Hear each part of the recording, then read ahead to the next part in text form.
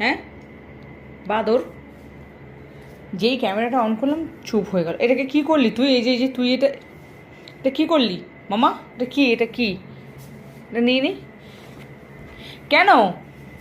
ও বাবা, ও বাবা, বাবা, বাবা,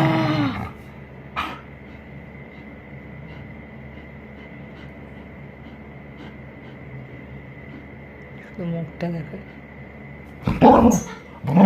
জি বাবা, জি বাবা, এ কি করছি?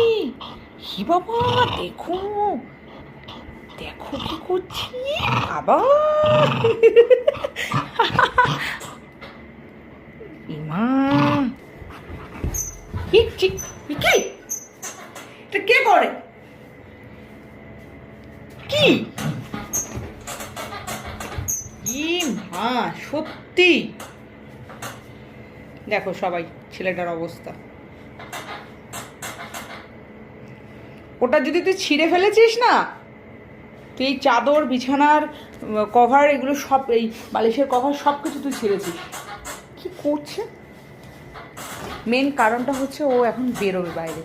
আমি এসিটা চালিয়ে রেখেছি, আমি এখন দিচ্ছি না, এখন ইচ্ছা করে এগুলো করে যদি এগুলো মানে ছিঁড়ে ফিরে দেয়, আমি যদি ওকে তখন ওর দাদার কাছে পাঠাবো। দাদা কাজ করছে একটু, আর এই ওর অবস্থা হচ্ছে আমা। দেখো দেখো দেখো দেখো দেখো, না যাওয়া যাবে না। বসো বসো বসো।